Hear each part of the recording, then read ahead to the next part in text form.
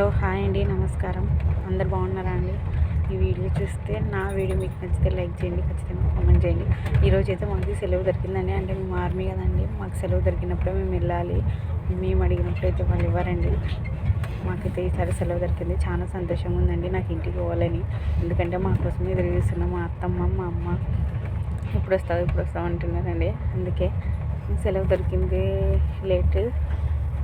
మొత్తం నేను కిచెన్ మొత్తం క్లీన్ చేసేసుకున్నానండి.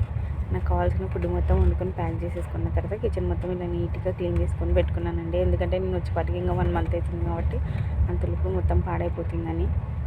ఇదేనండి ఈ వీడియో.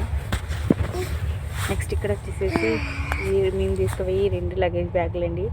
ఈ స్వెటర్ వచ్చేసేసి నేను మా అక్క కోసం తీసుకున్నానండి, ఇక్కడనే బజార్లో. ఇది వచ్చేసేసి నాకు 350 పడిందండి. ఇదేమో నేను మా అత్త కోసం షాప్ తీసుకున్నానండి, మా అత్తమ్మ కోసం. ఇది కూడా 350నేనండి. ఈ ఇంకొక బ్యాగ్లో వచ్చేసేసి పిల్లల కోసం చాక్లెట్స్ అండి. మా ఇంట్లో పిల్లల సొంత చాలా ఉందండి. మేము వస్తున్నామంటే ఏం తెచ్చినావు పిన్ని, ఏం తెచ్చినావు అత్త అని అడుగుతారు. అందుకే వాళ్ళందరి కోసం చాక్లెట్లు, బిస్కెట్లు ఇవి అయితే మా అత్త కోసం అండి, మా అమ్మ కోసం మూలు, పేస్ట్లు, బ్రష్లు. నేను పోయిన ప్రతిసారి ఇట్లా తీసుకోతానండి. లాలిపులు అవన్నీ మా పిల్లలు మా కోసం ఎదురు చూస్తుంటారు కాబట్టి ఇంటికి వెళ్ళిన ప్రతిసారి ఏదో ఒకటి తీసుకొని పోతానండి. ఊరికైతే అస్సలు పోను.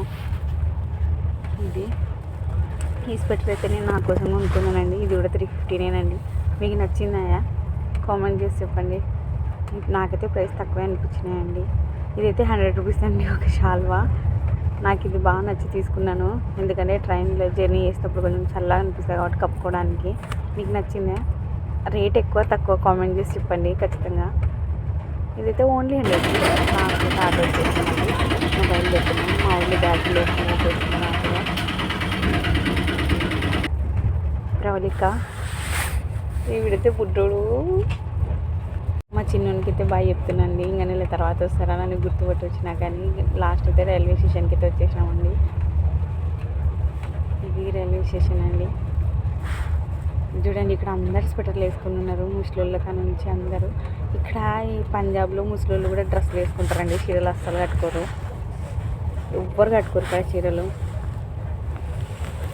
మా చిన్నోడు ఇక్కడ ఆట ఆడుతున్నాడండి.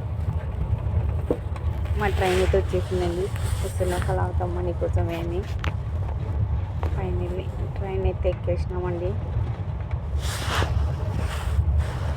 మాదైతే 3rd AC అండి. మేము 3 రోజుల పాటు ఇదే ట్రైన్లో ఉంటామండి. ఇంకా ఇక్కడ నుంచి మా జర్నీ స్టార్ట్ అవుతుంది మా ఇంటికి పోయేంత వరకు.